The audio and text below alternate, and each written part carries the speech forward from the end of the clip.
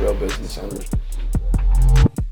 Welcome back to the Real Business Owners Podcast. This is episode 71 with myself, Trevor Cowley. As always, we got Kilo G. What's up? And today, guys, we have a special guest for you. He's an Arete brother of ours, involved in the Arete Syndicate with Ed Milet and Andy Frisella. Obviously, that group's grown quite a bit over the last year or two. I can't keep up. But we've got Zach Babcock with us on the podcast. Welcome, bro. We're happy to have you, dude. Thanks for having me. It's a dope setup you guys got here, dude. Thank you. I'm excited to jam. Yeah, well, it takes about a decade plus to build something like this, and a lot of stress and a lot of sacrifice. That's for sure. So we're happy to be in the position we're in, though. So and be where we're at, and we're lucky to have what we have. And the idea is to continue to try to grow. Grow headaches means grow paychecks. So we deal with a lot of the headaches too. More money, more problems. I just got a direct message right before we hopped on, and somebody's like, hey, I have a landscape company that's starting to grow, and I might sell it and then start a second one from scratch because I know when you grow, there's going to be more headaches. And I said, well, there's going to be headaches when you start from scratch too, bro. Like, either way, there's headaches. Like, you might as well deal with the growth. He's headaches. like trying to game the game. He's like, maybe I'll just stay right here, but then I'll just like sell out over here and there. The 2 to 3 year mark and then sell 2 to 3 years. I'm like, usually the first couple of years are the biggest pain in the ass, and then you kind of find your rhythm, and then can actually start making money. So that's what I told him. I'm like, dude, bigger the headache, usually the bigger the paychecks too. Like, you're going to have headaches either way. You might as well just keep it. And if it gets to the point where it's overwhelming or too overwhelming, then sell it at that point. Amen. But don't just sell it just because you want to start from scratch again. So, and I know he's listening. I know you're listening because you said the podcasts are gold at the very end of the question, right? So. But awesome. He already knows my stance on that because I already responded to him that exact same way. I'm like, just build the fucking business and cash those big checks. So, if you will, prior to just kind of jumping into some of the questions, tell us a little bit of your backstory, dude. Like, quick 3 to 5 minute, how you grew up, whether you grew up high on the hog or, on food stamps or, middle class or whatever it is, and just the progress. I do got to say, I listened to his first episode because I'm like, if you go like research someone on their podcast, the first episode's always kind of like their backstory and like, dude's incredible story, man. Yeah, so, I'd love to hear definitely it. share. I haven't heard it yet. So some of the questions that we'll ask is just kind of getting to know Zach just on the fly. He just flew into St. George, Utah, probably an hour and a half ago. Yeah. So he's fresh off the plane, So, sorry for dragging you in here so quick. I loved it. Yeah, okay. It's like, we get off the plane and go kill some shit. Let's go. Antsy the whole way. Like, let's go. Yeah, dude. Yeah, so tell us a little bit about yourself, man. Yeah, no doubt, dude. I'll give a super high notes, Cliff Notes version, dude. We can unpack more. Yeah. Grew up in Ferguson, Missouri without a father figure. Didn't have any like chief aim in life, so I was just kind of just going through the motions. Yeah. Could never, ever pay attention in school, dude. Like, it's not that I'm dumb. I'm not like the smartest person in the world, but it's just like I couldn't focus on shit that I wasn't passionate about. Yeah, you know what I mean? It's the same with me, dude. I just doesn't interest you. Yeah, if it doesn't have the thing is like nails on the chalkboard. It is. It's like I would fall asleep. But that's because they don't set it up better. And what I mean by that is they don't teach kids, hey, by learning all this or doing this, this is the reward at the end. To me, I just didn't see a reward, right? Because I already knew I wasn't good at school, and they're like, the reward is you get to go to college. You're like, the reward is more school? I'm like, fuck, I don't want to be good at this then. Or I'm gonna or a good job. Go get a good job or whatever it is, right? Like, so nowadays I associate like learning with making more money. And making money is something that I'm interested in, so therefore I'm interested in learning the information that's tangible to me, that I can turn around and do something with it. I just didn't know what to do with the information that they were giving me. It just didn't feel like that there was a reason to learn it. I don't think you're ever going to use calculus in your life. In your business, I never used calculus. Yeah, there are lots of like, well, you're not going to carry around a calculator your entire life. Well, they were wrong. We all have iPhones, and it has a calculator. So I think we all chalk it up for all the idiots Stick it to in school that didn't pass class. Amen, dude. iPhones took care of us. So, amen. So yeah, they told me, dude, it was like, because it was that focus, and it was like, dude, you got ADD, ADHD, ABCD, all that shit. You know what I'm saying? But LSD, THC, all of the letters, and the good and the bad and all that. So that was my high school years. I think I dropped acid twice and went to high school, dude. Oh wow. So, it was a trip. It was crazy. So I was a screwed up kid. So likewise, dude. I started smoking weed because I wanted to fit in and shit. Of I course. was 9. In and out of juvenile detentions and boys' homes and all that stuff throughout my entire youth. And then by 19 or 17, I caught a case and we got jammed up. We were out stealing shit. We were bored. We didn't have we weren't rich, but we weren't like bad. We didn't have nothing to had need food for. on the table, shelter. Never went all without the food. basic necessities were there. Yeah. And so we didn't need anything, but we went out and we were like bored and shit. So we sold for some rich neighborhoods. Well, we got jammed up the second night. And I was with 3 of my friends, 4 of us total. So I took the rap for everybody, and then I thought that life was over after that, and so I just went off the deep end. Yeah. And graduated from the smaller drugs all the way up to crack, heroin, just going. Thought there was no light at the end of the tunnel, and ended up going away for on a 7-year sentence, 4 years flat into prison, and that was a bunch of crazy shit that happened in that time. Yeah. But I'm just giving the high notes. Yeah. But I got out. Was out for about 2 years. I got out when I was 23, and then I went back to prison because I got fired from my job for getting promoted on the sales team, and then I felt sorry for myself, threw a little bitch ass pity party, became an alcoholic, and then I went back to prison 20 days before my twin sons were born. That was fucking it, dude. That's when I was like, dude, I'm done. That was your rock bottom. That was it. It was like, dude, it shifted everything. I mean, because I grew up, dude, and I didn't have a father figure growing up. I used to play football, and I'd watch my friends' dads at football practice. I'm like, man, I wonder how that feels. I can't wait to be a dad. Yeah. And now I fucked up on that moment of being there when my kids were born. So ever since that moment, man, I woke up that in that jail cell and just been moving in a completely different direction ever since. Yeah. So what'd you do to pass the time when just the working out, in prison, like just the reading and working out, just the normal shit? Yeah, it's crazy. The second time I went back for a parole violation. I was only there for 8 months. First time I was there for over 4 years, and the second time, because I went back before my kids, 20 days before they were born, it felt 100 times longer than that first time because. I mean, the first 2 months, I'm sitting there trying to imagine if my kids look like me or not. Yeah. Because I didn't have their pictures or not, That would be harsh. Man, dude, talk about like time just frozen, in a concrete block. In jail, they call it doing hard time. Yeah. He was doing hard time. I wasn't doing that hard. They called it something. No, you're hard timing it is what they call it. You're hard timing it. Don't make the time harder than it needs to be. When you're counting. Because you're counting down the days, or you're thinking about being outside, in the real world so much that it slows down time, and every day. I actually know how that feels, dude. I went to jail one day in my life, and I just like too much. I remember sitting on my bunk bed, just looking at the door, like, why can't I just walk out that door? Please open that door. Well, that's I when I was in jail, and I nothing crazy like you, but I would do 10 days here, 10 days here, whatever. But then there would be a new kid that would come in, and that's what they would say. He's like, "Oh man, my girl, she's out there," and all the old time. And they'll ask you a million questions. Yeah, you think they're gonna keep me to blah blah blah? Yeah, exactly. That's what he did, right? He was doing the new guy stuff, like, "Hey, this is my charge. How long do you think I'm gonna be in?" And he's trying to figure all this stuff out. Lawyers. Yeah. Well, shit, they're probably just as good as some of the other ones. Right. They've been in the system for so long, right?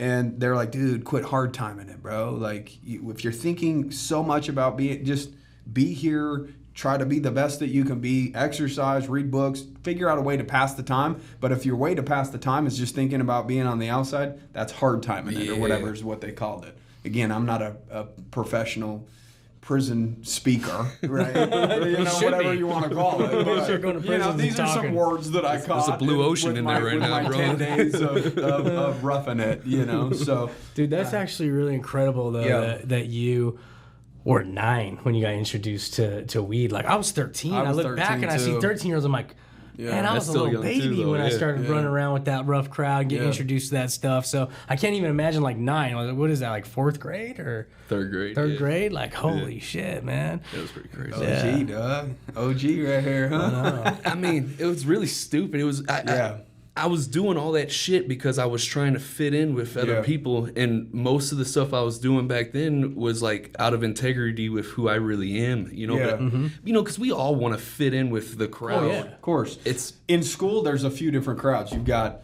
your jocks, right? If you're not playing sports or you're not an athlete, you're not going to roll around with them. Then you got all the smart kind of nerdy kids. If we're not into school, we're not going into that crowd. You got kind of the drama people, you know, that are a little bit, you know, weird in some cases, in their own right. Everybody's weird in their own right, but and then you have kind of the party crowd, dude. Stoner crowd. You know what I mean? And that's really what it comes down to. Is there's these little crowds, and usually whoever you're hanging out with, whatever crowd, you know, if you're hanging out with a bunch of people that are athletes, you're going to probably try out for one of the teams. Yep. You know, and in reality, this literally goes hand in hand with you are who you hang out with. If you hang out with people who smoke weed and you're using drugs and, you know, heroin or whatever, you're going to do heroin. You're going to do drugs. You're going to do whatever it is that the group is doing. And I think that's just important to highlight, because now you surround yourself with an entirely different group of people. You invest into a higher caliber group of people so that you can surround yourself and connect with people like us, or we can connect with people like you. And that's why, you know, even the last podcast, we talk about how important it is to be in groups or be around healthy people.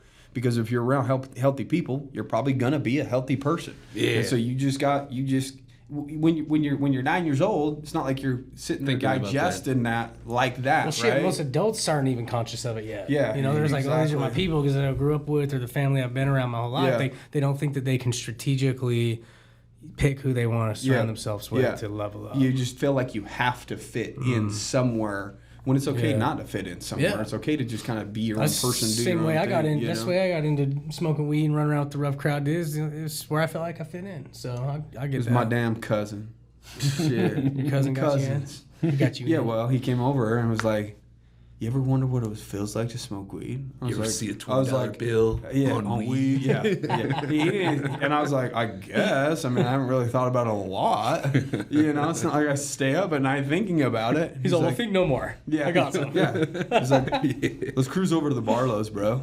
And I'm like, Barlow's? That's the house nobody goes to. That's the bad news house. And so we cruise over there and got hooked up. But, you know, that's, and again, it was, I hung out with my cousin. We did positive things. He chose to go down a path, and I was still hanging out with him. And then eventually, it rubbed off on you. It rubbed off, dude. Yeah. And it rubbed off. And then we started escalating like what you're talking about at 13. By the time we were 16, dropping acid and going to school, taking mushrooms, you know, whatever we could get our hands on. Liquid PCP, you know, dip the cigarette in the shit. Mushrooms are fucking fun. You know, like all of that. Dude, anything we could get our hands on, we were open to it. Yeah. You know, and that's just the way it was, because it honestly, when you start getting into it, it doesn't feel like you fit into society. And so you kind of get to the point where you're just like, fuck it.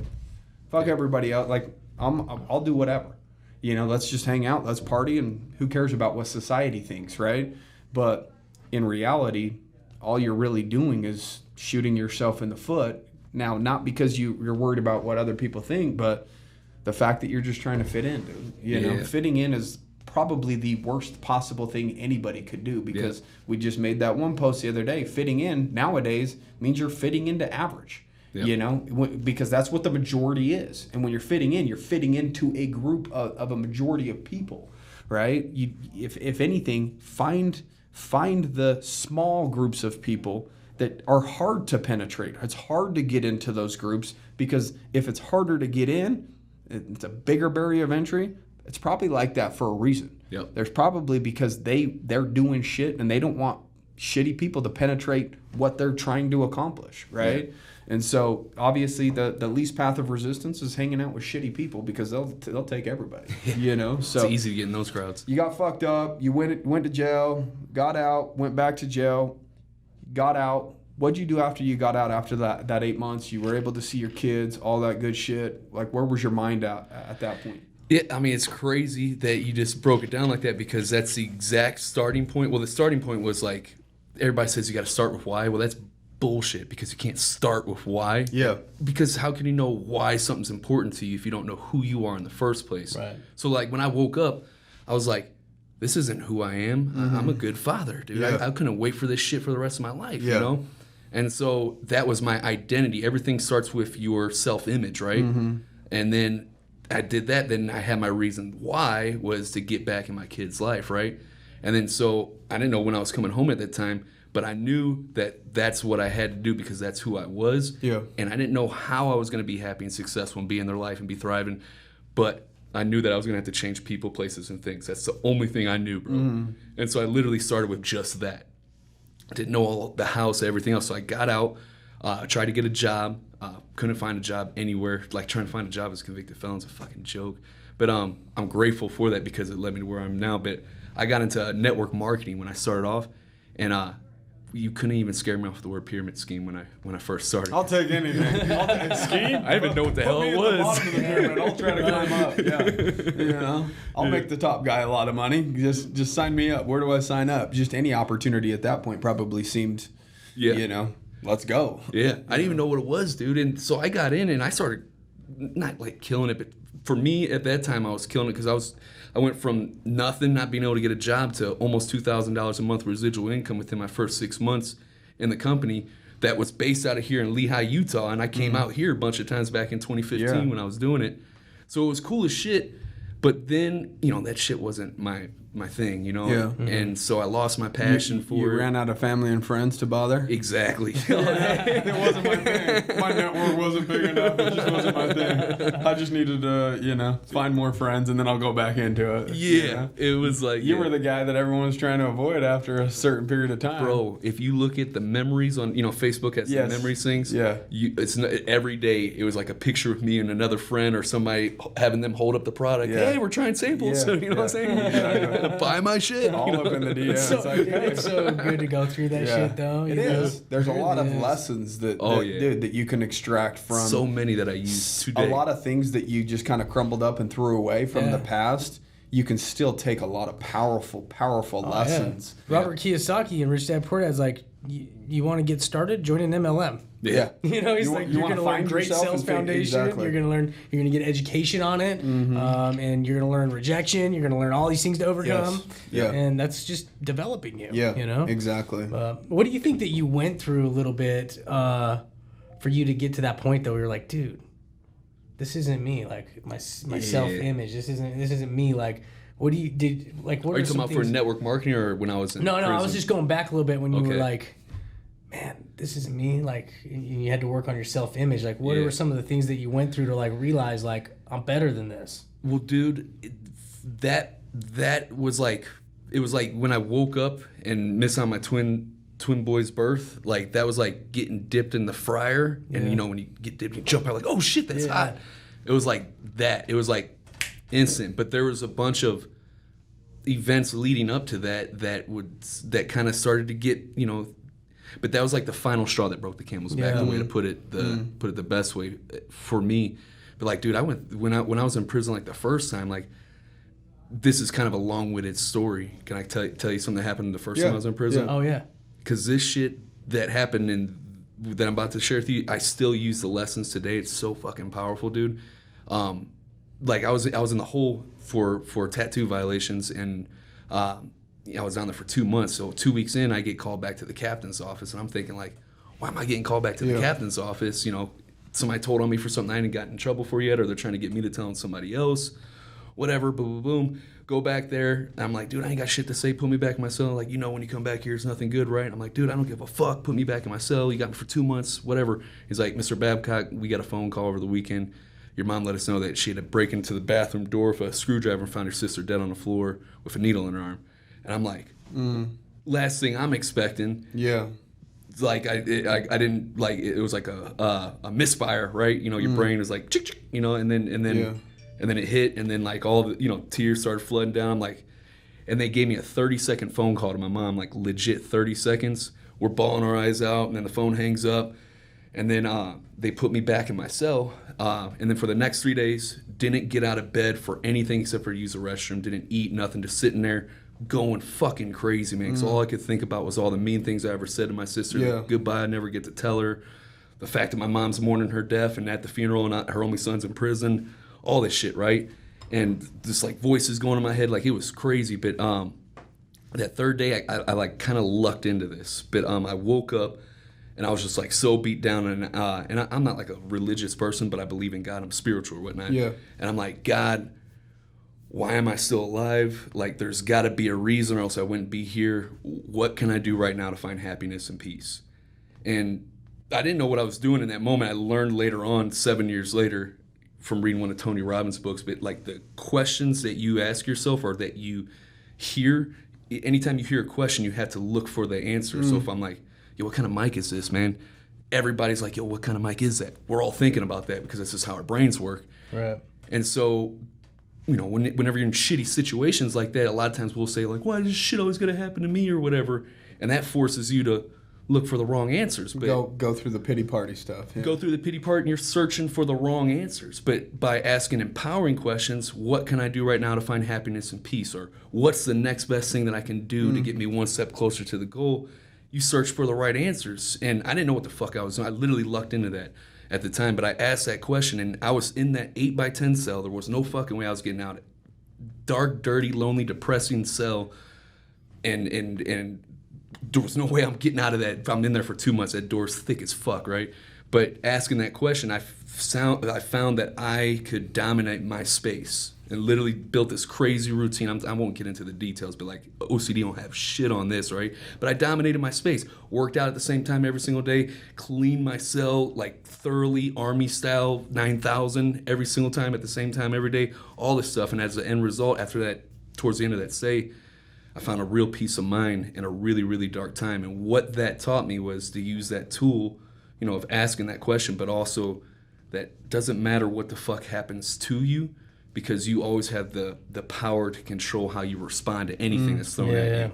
You know? Dude, I like that, man. And the reason I asked that question is I have kind of a little theory, right? That I'm like, man, before people get to that point of that self-awareness, right? That they're like, I'm better than this. Like, I deserve better than this. I'm capable of more. This isn't my identity. I can be something different. Is they have to start taking like major accountability.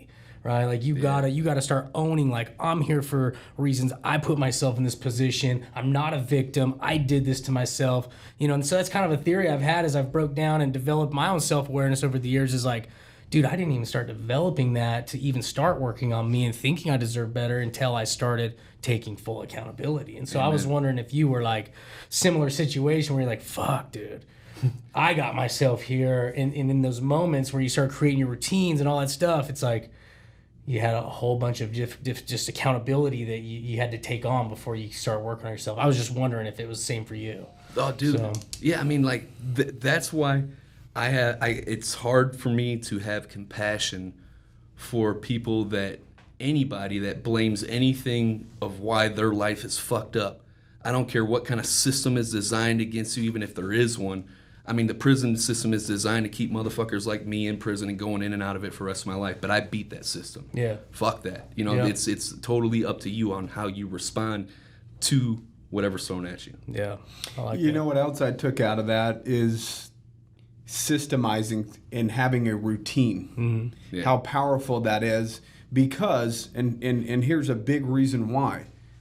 Because if you do not have a routine that you're sticking to on a day-to-day basis, that means there's more free time. Yeah. When there's more free time, they say empty mind is the devil's playground, right? Yeah. And then you start, again, if you come from a past of drugs, like I do and like you do, in terms of, you know, being a heroin junkie. I had a needle on my arm every day for 3.5 years. Yeah. You know, always had a spoon on me. You know, always had needles on me, all that stuff. So, but... one thing I tell even people that are trying to get clean or just got clean, I'm like, bro, you got to stay busy. Mm-hmm. You got to stay busy. And it's going to help you pass the time a little bit. And then there's less time available for your mind to default to negative. Yeah. Right? So even when he was in this 8x10 cell, he had a specific routine. It helped him pass the time a little bit more and helped remove him just laying there thinking of these negative thoughts. Yeah. Something just bad just happened in his life, and he systemized, created a routine to kind of help him get through it. Yeah. And I'm telling you, routines are the most powerful thing in the world. When you go to bed, you already know what time you're going to wake up. You already know what your morning routine looks like.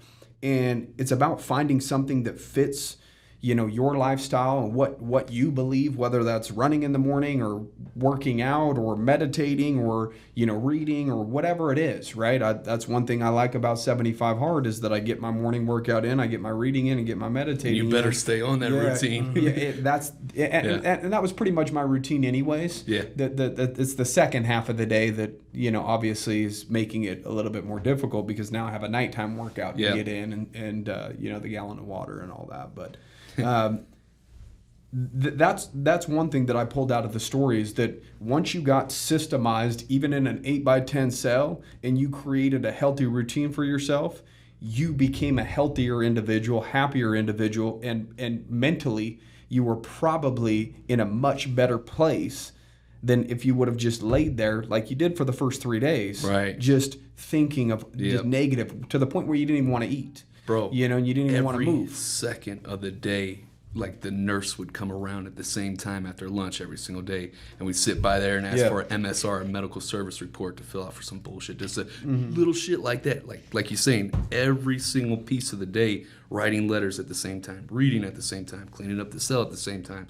All that shit was like systematized. Like you said, it built that habit, that structure too. Structure, and structure is healthy for the mind. I'm not gonna lie though, I kind of got my interest got piqued on what your routine was, bro. Is it too personal? You're like, I won't get into all that. Jack time on. There's plenty of time for that there. Loofahs or whatever they call them. Fifis. Oh, it's fifis. Yeah, my bad. It's not a loofah. Loofah's what you shower off with. Yeah. It was a fifi. Yeah. I got to know that terminology in there as well. Somebody wrote. That was so disgusting. Yeah. Some girl wrote the dude a letter or whatever, sprayed her perfume on it, and he's like, he grabs his fifi or whatever and goes to the bathroom. I'm like, man. And you look around, you're like, I do not want to live like this. So I need to make some adjustments. I know what hard timing is, and I know what fifis are. And if you don't know what fifis are, you're okay. Yeah. I promise you don't need to go. You've been living a good life. Yeah, we don't need to go into detail on that. You don't need to know. So, but if you know, you know. Hopefully, you got a good laugh out of that one. So, to switch gears from fifis, it's a great topic to be on, but. Let me ask you this, man. Everybody's definition of success is a little bit different. What do you feel like, at what point are you going to be able to say, you know what, I'm successful? What's your definition of success? Some people are going to put, a dollar figure on it or, whatever it is. But what would you say success is to you? Yeah, man. I mean, you hit it right there. Success isn't what anybody else thinks success is for you. Like you said, so many think like, oh, I got to have the car and the trophy wife and all this shit. Like, no, the fuck you don't. All success is a goal that you have and then the attainment of a worthy goal of working towards it. It could be a poodle. You want a fucking poodle, and now you got a poodle, and now you're fucking successful. Whatever success is, you just got to get... So would you say it as more seeing things through that you state that you want? Like if you wanted a poodle and you didn't have the money to do it, and you saved, and then you got it, and then, that's... That could be seeing something through. What happens? It could be that. It could be like, what if it's like, oh, I just want to have a balanced, like that's not real, but a life where like I want to. A balanced life could be real to some people. Yeah. But again, there's always gonna be crazy shit that happens. A balanced life is probably an average life. Right. Let's just call it what it is. Yeah. A spade's a spade. So. To you, when you say balance, then you say that's not realistic. That's based upon your ideals and your thought process and the way that you think. Yeah. Because you're an entrepreneur. You realize as an entrepreneur, balance is kind of this thing that doesn't exist. Yeah. It's not going to be for somebody like myself. You can sure try. Of course you should, whatever, carve out a Sunday or Saturdays or whatever, do certain things to where you're giving as much as you can in each area, but business demands so much from you that it's going to take a lot of your time and it's going to take a lot of effort. And that's what he's talking about, that it's not realistic, but that's based upon where he's at in his life. Now, again, everybody's goal is different. Some people, like literally a teacher might be happy just making 50 grand a year, getting off at 3 o'clock or 4 o'clock. With kids. Yeah, sure. Some people have that. That's their ideal life. And that's cool. If that's their definition of success and they're happy with that, then cool. Yeah. You know, but for sure, entrepreneurship and balance, those two don't go hand in hand. Yeah. You know, so, but again, continue on what you believe that the definition of success for you is. I think, man, it doesn't even have to be the attainment of the goal. So what I mean by that, I think it's really of knowing exactly what it is that you want, not just some like, oh, I want to be healthy. No, what the fuck does healthy mean? Like, you know, like I want to be 210 pounds, 10% body fat, with 6-pack abs. Getting detailed. Yeah. So knowing exactly what it is, and then like, so I think about this. This is what motivates me more than anything, is I think about what I'm gonna be at the end of my days when I'm getting ready to die, right, and reflecting on my life. And I will be totally chill if I didn't achieve my goals, as long as I know that I did everything in my fucking power to make it happen, right? But if I look back and I'm like, dude, you left something on the table. You didn't go all in right here. You could have done more. And it was something that I truly knew that was in me and that I should have done, that would make me miserable. And so that would be the ultimate failure, not failing at something and then just, you know what I mean? So I'm cool if I don't actually hit my targets. Don't get me wrong. I'm fucking going all in and doing everything I can to hit them, you know? But I think it's more of the pursuit of it, more so, and doing everything that you can in that pursuit than the actual attainment. Because how many times have you hit a goal and you're like, yeah, this is fucking cool. 10 seconds later, what's next? You know what I'm saying? Like, totally. Yeah. So the fulfillment for you is the pursuit, and that makes you feel successful because you're more fulfilled in the journey there than actually getting it. There's the caveat too. It's like I've been working on the fact of, so I've always been that guy that like, yeah, it's cool, and then 10 seconds like, what's next? But then I've been working, and this is something I still got to do a lot better job at, of actually celebrating the fucking win. You know what I'm saying? Like actually doing something like to soak it in, be grateful, like appreciate it, truly celebrate it. Doesn't mean I have to fucking celebrate for weeks, but like truly like give it the celebration it deserves for work. You know, live the life that you're working for, and then still be. Ed Milet said, I can't remember what he calls it, like blissful dissatisfaction. Yeah, exactly. Yeah. You know, that it's a scientific fact, you know, that there's more dopamine hits that happen when you feel like that you're on the right path to your goal than you actually get when you get to the goal. Yeah. Right? We've always thought about man, how cool would it be to have this or have that, and then when you get it, it's almost like a kid at Christmas. I want this toy. You know, they sit there and say that shit for 6 months and they can't shut up about a toy. So you buy it for them for Christmas and they open it up and they play with it for like 2 days, and then that shit's stacked in with all the other toys.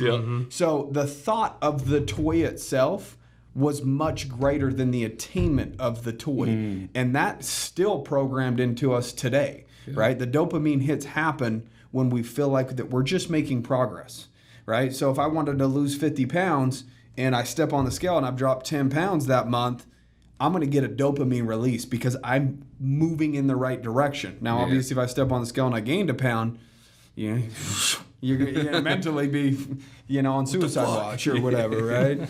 But yeah, in regards to that, dude, I wouldn't disagree with that at all. In terms of, basically what we've talked about quite a bit on these various podcasts that we've been on, and our podcast as well, just the pursuit of the best version of yourself. And they talk about that in the Arete Syndicate as well, right? As long as you're doing everything that you can to be the best version of yourself, and if that's financially, emotionally, physically, there's a lot family-wise, right? And all of these aspects, again, balance doesn't exist with entrepreneurs, but we've got to try to do everything that we can when we're with our family to be with our family. When we're at the office, be at the office, or whatever it is.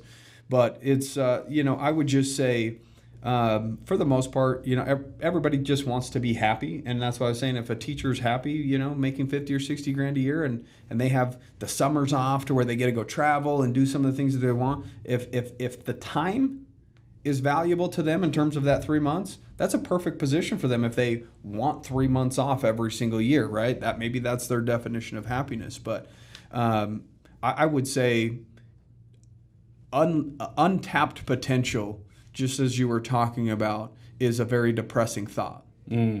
Right? Yeah. And I'll give Austin credit for me starting 75 hard, and I haven't even told him that yet. Because for about a month, did I not talk about starting 75 hard for like a month?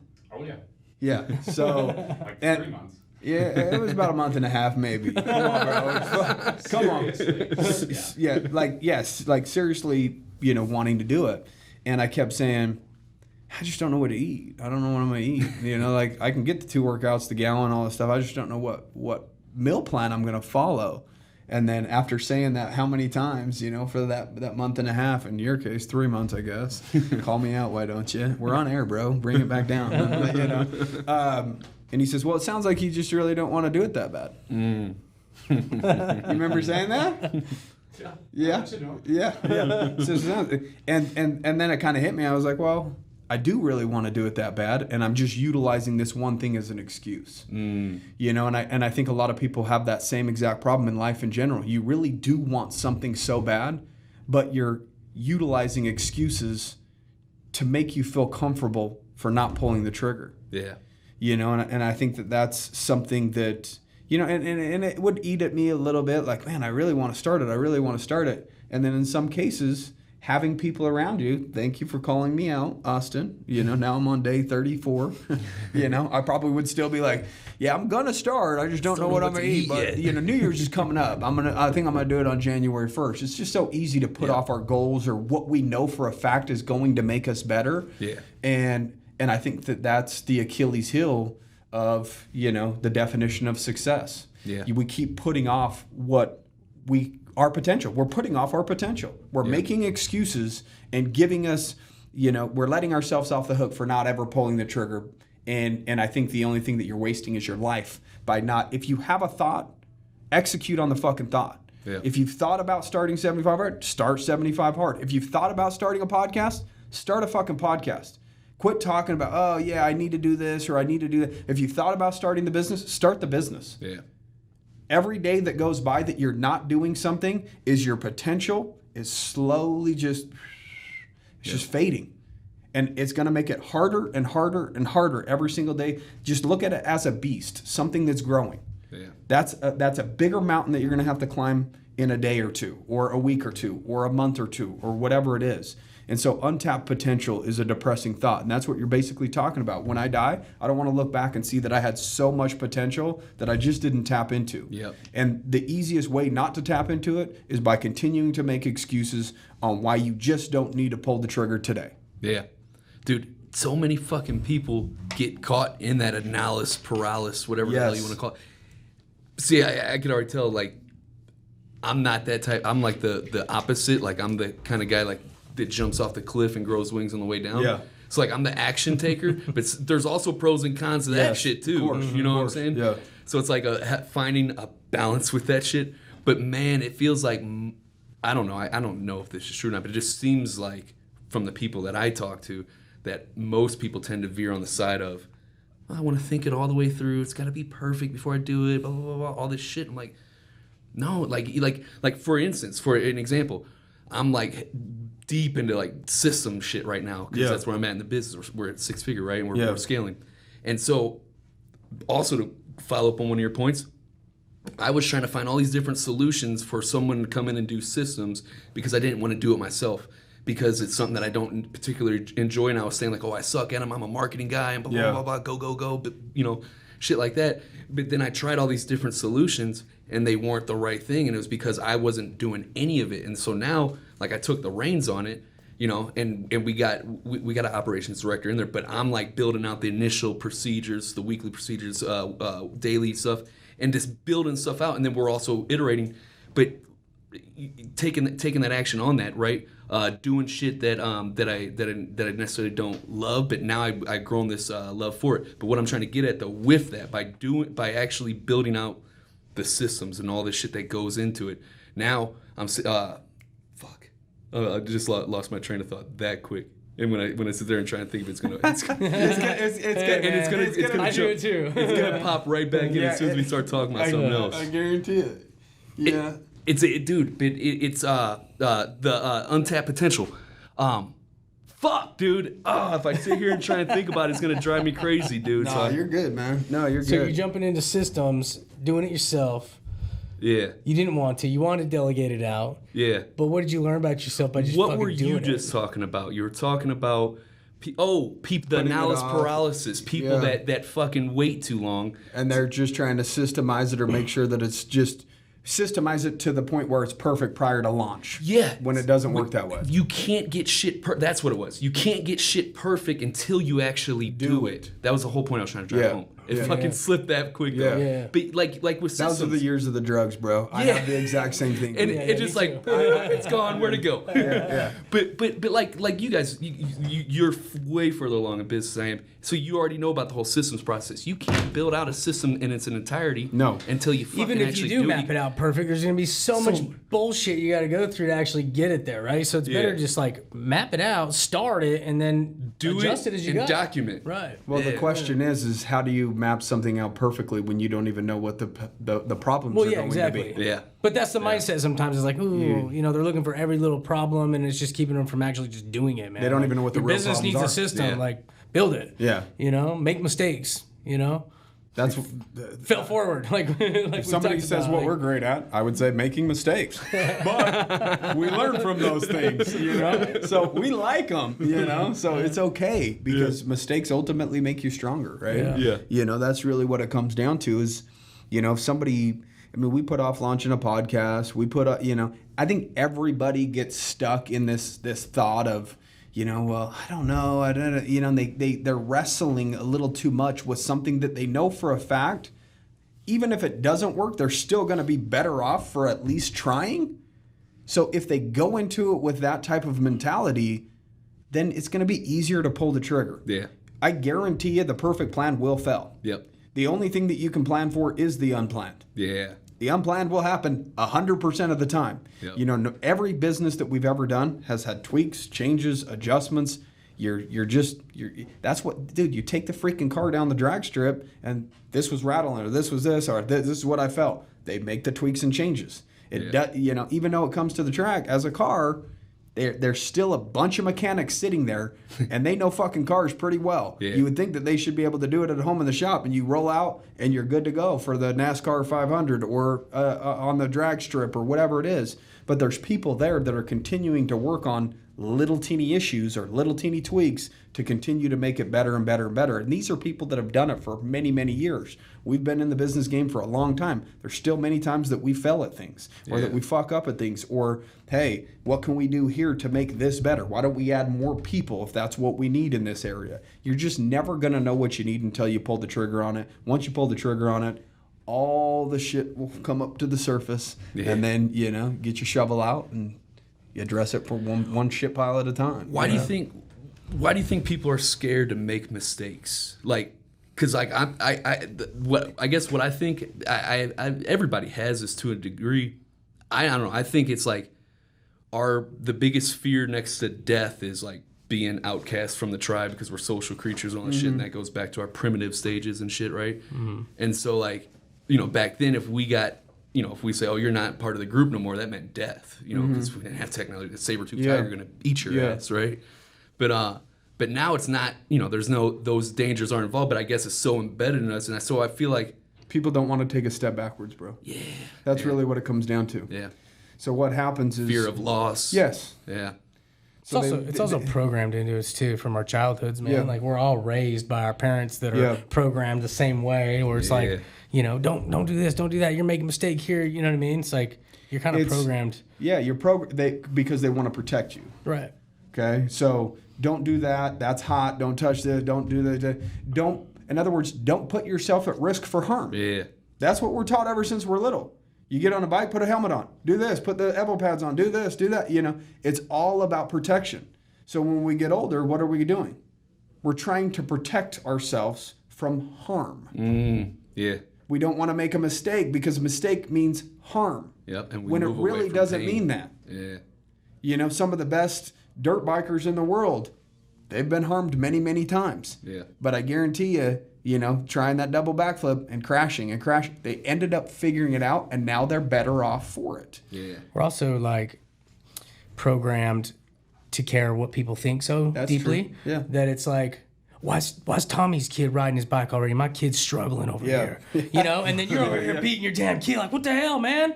Man up, jump on Take that the damn training wheels off. And then Yeah. you're like, oh my gosh, if I film, I'm gonna let my dad down, you know? Like, so there's some of that there too, right? You're kind of like, agree. dude, I won't let people down because I care what my dad thinks, and then my dad cares what all the neighbors think, or you know what I mean? It's like, it's weird, bro. And no matter how good you get at not giving a fuck what people think about you, there's always some people you give a fuck what people think about Even you. the people that say they don't care about what people Oh, think. dude, Everybody does. I thought I got pretty good at it for a while, dude. I was like, yeah, man, I really don't give a shit. And then I started catching myself like hold on, if I look like I give a shit, I won't fit in with the guys that say that they don't give a shit. It's this, it's a forever loop. Just, the thing is to your point in terms of like what people think. I mean, it just every time as a kid, what do? We look up. Did somebody see that? Yeah.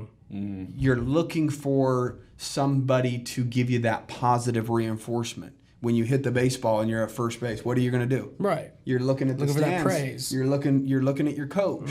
You're looking at everybody else. Validation and Exactly. praise and You're all of looking it, for right. validation that you just did something good. If you really did not give a shit what anybody thought about you at all, you wouldn't care if you failed. You would actually embrace it because you'd have no ego and you'd be like, this is actually a really good learning experience. I like that I feel failure right now. You know what I mean? Like you would feel differently, but we're not programmed that way. So it doesn't feel good when we fail, right? So I cared so much what people thought that I wanted to. That's why I wanted to be successful.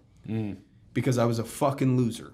Let's just call a spade a spade. Dude, I was told my whole life I was a loser too. I was a loser. I had something to prove. Yep. I ended up having a needle in my arm. I was stealing from people that I cared about and that I loved. The only people that would put a roof over my head or support me in any way, shape, or form, I was taking from those people. I was a loser. Yeah.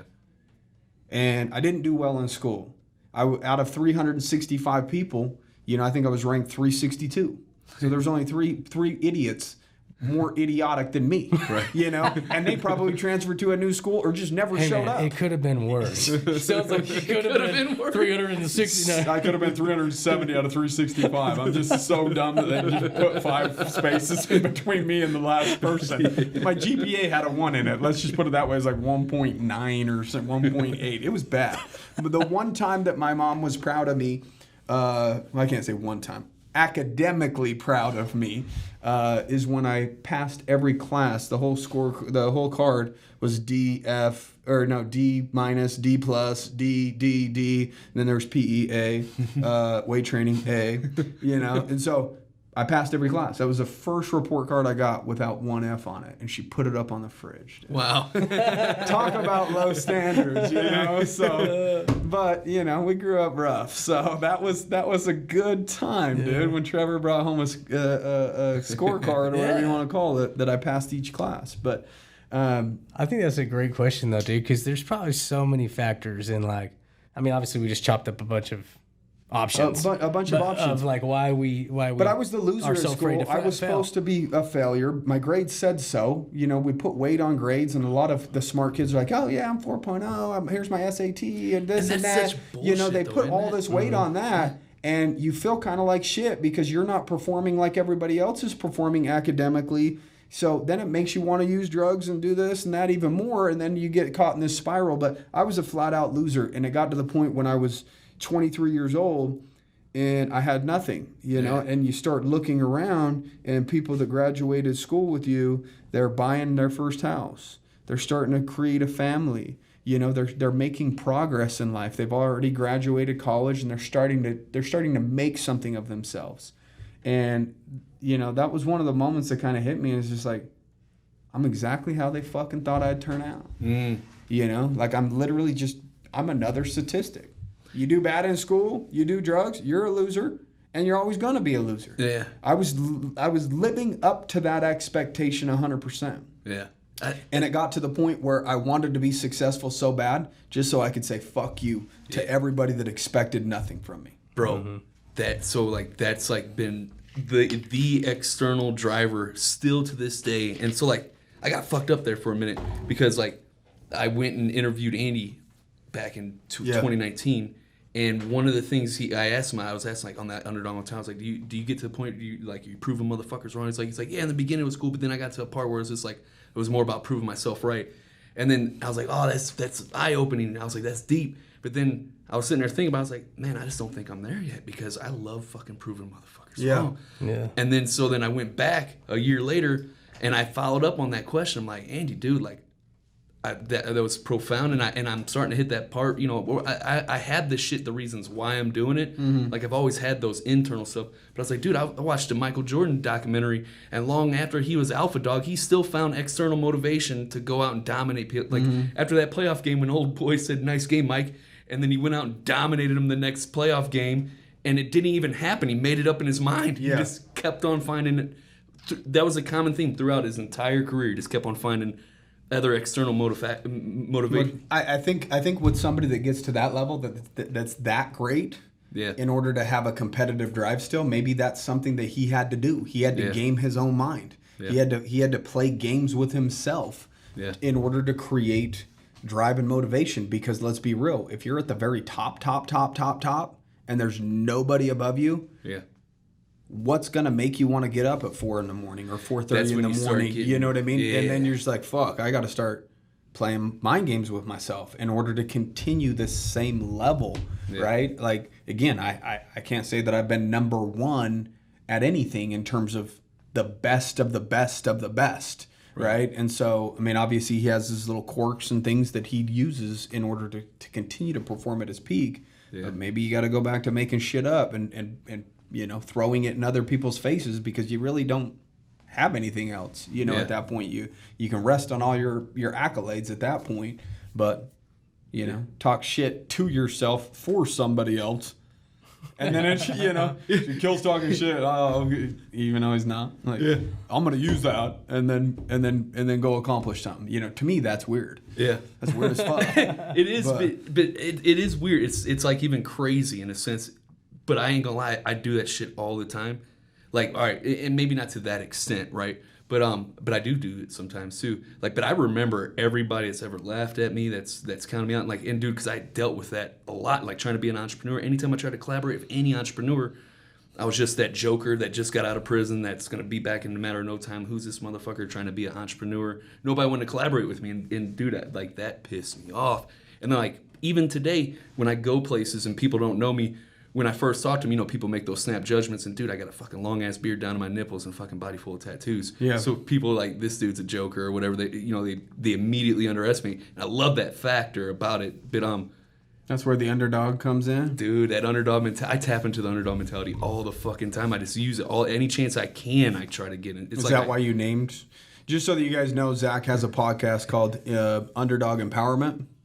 And is that why you kind of are rolling with that as your brand? You just feel like you've kind of been the underdog and people laughed at you or this, that, the other, and it's if you have it in your name, that kind of just reminds you of where you came from, or the exact reason, yes, that because of what I was going through. But before that, I had tried to start another brand, which was Win with Zach, and that shit was so cheesy. And what I learned from that, I was.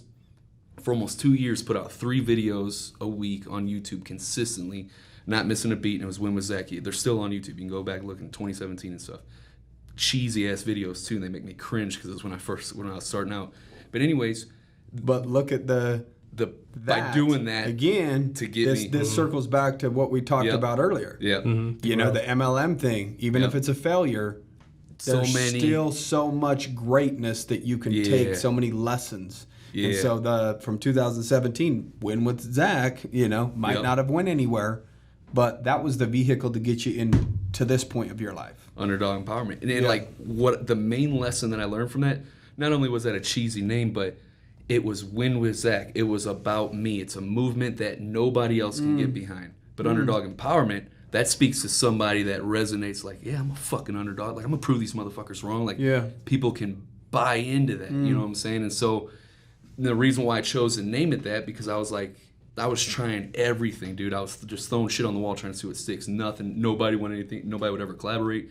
And so I heard this story, and it's funny, but I'd make fun of the dick funnels, click funnel, dick funnels. Oh, yeah. I make fun of those people so much now. The community is so slimy, bit gross. But anyways, this was in 2017 when I was studying the shit. And I was in Russell's Funnel Hacks Masterclass. And in one of those videos, he's talking about how one of his clients was going through like the same situation. He didn't go to prison, but anytime he tried to collaborate with anybody, nothing would happen. And then he started a podcast, and all these opportunities opened up. And so I was like, fuck it, let's just start a podcast and see if that works. And so I, after having the win with Zach Brand, I thought that through and was like, who am I? I'm an ex-convict. Fuck that. Like, all right, I'm an entrepreneur. I'm an underdog. I'm an underdog entrepreneur. Underdog Empowerment. And I just like, that it's got clear on who I was, and I was going to help myself and anybody before that, and just go document the whole journey. And so I launched a podcast with that. How long ago did you start your podcast? 2018, April. Okay. What's crazy, dude? Launched the podcast.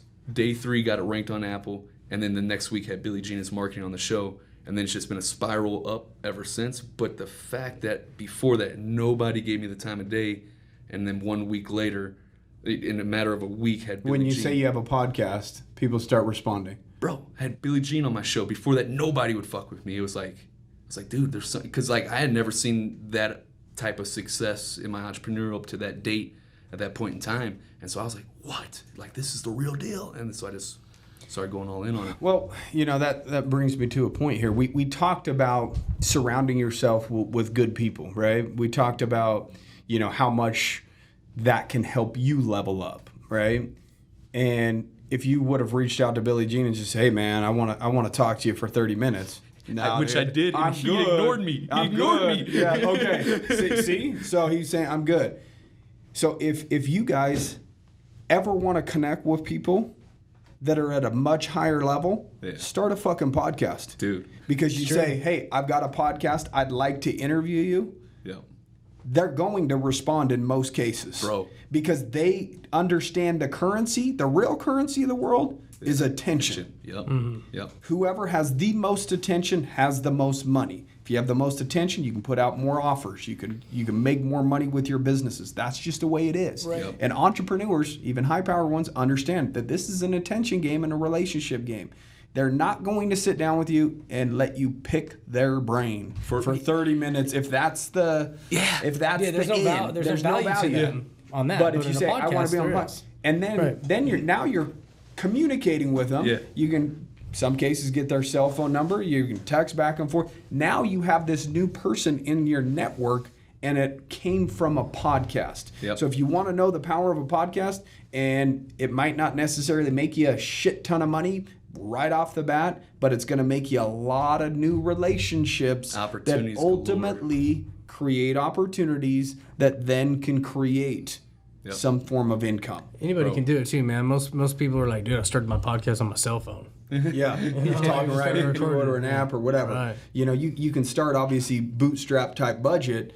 You help people start podcasts as well, or Rank them, work with people that already have podcasts, all that. Is that your main? That's your main thing, right? Yeah. Okay. Tell us a little bit about that. You started a podcast, you got it ranked, you started getting guests on, all that cool stuff, and you saw traction with your podcast, the Underdog Empowerment, and then now that podcast is turning into a business because you saw the evolution of your podcast. You understand podcasting, you understand what it takes to get it ranked and get guests on and things like that, and then a light bulb probably moment happened. You're like, I'm going to help other people do exactly what I just did. He started a podcast. That's where it started. That's what we just barely talked about. Yeah. Right. It will lead you into something. Yeah. Whether you know it or not. We don't know what it'll lead you into, but it will lead you into something if you see it through. Yeah. Like, dude, I had no idea that I had no intention of being like helping people with podcasts. Podcast promoter type, or whatever. Literally, it happened through sheer hustle and dumb luck, dude. Like, by starting the podcast and killing it, and that went on for like a year. And then I got invited out to this event. I'm still at the time, I'm crushing with the podcast. Like, the audience is growing, making anywhere from like $200 to $800 a month through affiliate income through the podcast. But other than that, I'm still struggling financially. Yeah. But audience is growing, constantly interviewing heavy hitters, getting world-class mentorship from people that otherwise they would be have never unreachable. even talked to you. Exactly, would be unreachable. And I'm able to leverage that, and I'm doing all these kick-ass things, but I'm like still haven't put my finger on the monetization part, like a night, like $800 a month isn't like something you could really live off of, right? You can make it work, but it's a Benz payment, but, right? You know, and I know some of y'all is just $800. Okay, I can get a newer car. That's more than we're making off our affiliates from our podcast. Yeah, we don't make anything off our podcast, but. We kind of structured it that way, you know, on purpose. It gives you that. But it's giving us a lot more clout, I'll tell you that, in terms of, you know, people know who the fuck we are and what we do now. That way, just running ads? You just run ads in it? No, haven't done any ads. Okay. I'm getting ready to move into ads, but everything I've done up to this point is organic. Yeah. But so when I went to this event and I spoke and told my story first day, boom. Then he's like, hey man, can you come up next day and talk about podcasts? I'm like, yeah, sure, no problem. Went up next day. Shared all the, like, how to rank it, how I land, you know, big name interviews and shit like that, and growing the downloads and all that stuff. And everybody's like, they're lighting up, they're asking me questions. It's a small mastermind, like 20 or so, give or take people. Yeah. And I'm like, man, I might have something here. Right. And so I put together an offer of stuff that I know how to do, and then I put it out a month and a half later because I got the whole thing ready to run a launch or whatever, and made $11K that month. And at the time, that was like, I've never seen that much money in my life at once. I was like, holy shit. And then that was March of 2019, and just been driving that home ever since. So I got the podcast, Underdog Empowerment, and then I got Podcast Powertrain, which is the company. And all I do is just do really cool shit and figure out cool shit on the podcast. And then we have the company where we coach and also do done-for-you stuff and courses and shit like that. Just showcasing it, and then we just showcase our clients' results. That's literally it. So everything's been organic. Yeah, now cool. Now we're gonna tap into like paid ads because we're at that scale. That level. Yeah. That's cool, man. I have no idea how lucrative that would be or anything, because we were like, man, let's just start a podcast. Which has been awesome. But yeah, maybe there's ways to monetize it, leverage it, whatever, without having to run ads like you talked about. So I'll have to talk more about that. Well, yeah, I mean, there's a podcast can go in a million different directions. Exactly. I mean, you can interview somebody and they can end up becoming a potential business partner on a different venture or what. I mean, it can split off into so many different things. Podcast just brings awareness and opportunity. It's basically networking, man. It is Here networking. we are now, chopping it up. Yeah. Yep. So before we wrap up here, what advice do you wish you would have received, maybe your younger version of you? Like if you could talk to yourself at 6, 7, 8, 9 years old before you started smoking weed or whatever, what advice would you have given your younger self? That you don't have to try to pretend that you're further along than what you really are, and that you don't have to try and be something that you're really not. Be fucking you and own that. And then also, just shit ain't gonna happen overnight. To take the time to develop character and skill. There is no fucking shortcut. The only way to streamline that process is to learn from other people that have done it. However you do that, right? There's a bunch of different ways, but take the time to develop the skill. Become a true master, not a fake ass expert that you see in the IM space. You know what I'm saying? In the funnel hacker space. Dick Funnel's talking to you. No. But yeah, you can't just be 2 chapters ahead of someone. I like that. Yeah, like be a master of your craft, man. Go deep on something. I like the no shortcuts, dude.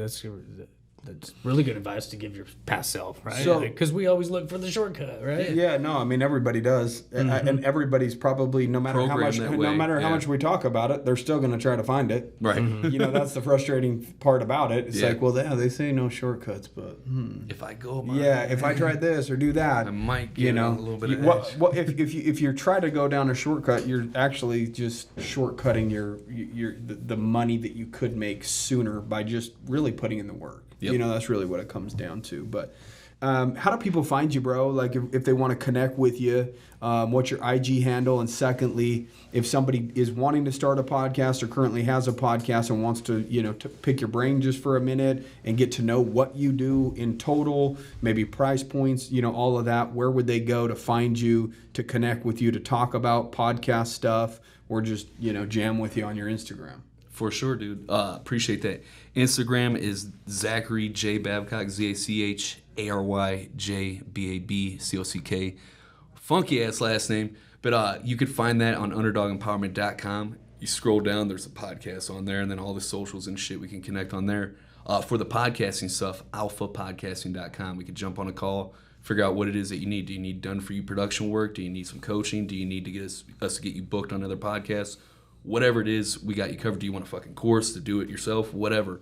We got you covered there at alphapodcasting.com. And dudes, thanks for having me out here. Bro. It's been a fucking blast. Dude, so we glad to appreciate come out, you, man. man. We appreciate you, dude. We gotta do it again. You know, I love that you came out here and, you know, that you jammed with us for as long as you did. And we appreciate you being vulnerable and sharing us, you know, some of the darker moments in your life and, you know, shining light on that, you know. That's what it's about, man. Being real. Yeah, exactly. So, guys, we know that you got value out of today's podcast. Make sure that you share this information with somebody that can benefit from it.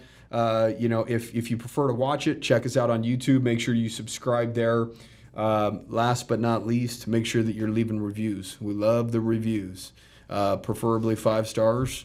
But, you know, I'll leave that up to you. So, anyways, we hope you guys have a kick-ass day. Take care.